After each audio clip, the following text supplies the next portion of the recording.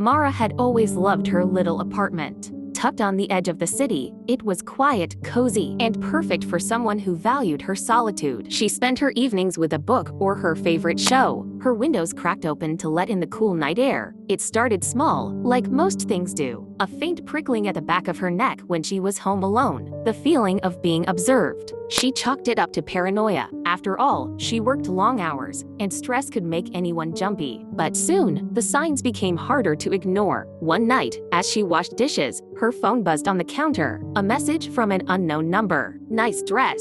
It suits you." Mara froze. Her heart thudded painfully against her ribs. She was wearing a navy sundress, the kind of detail a stranger couldn't guess. She glanced over her shoulder, her curtains wide open. Her skin crawled as she yanked them shut. The text kept coming, always vague but disturbingly specific. "You looked tired today," or "That green scarf is pretty on you." She blocked the number, but new ones popped up. Whoever it was, they weren't stopping. Then came the package. A plain brown box sat on her doorstep one morning. No return address, just her name scrawled in black marker. Inside was a single item, a Polaroid photograph of her sitting in her living room, staring at her TV. The photo was taken from outside her window. Mara called the police. They were sympathetic but ultimately unhelpful. "Do you have enemies? Someone you might have upset?" they asked. She didn't. She couldn't even think of anyone who'd hold a grudge. She started sleeping with the lights on, keeping her curtains drawn at all times. She even bought a security camera and installed it at her front door. But the presence, that invisible watcher,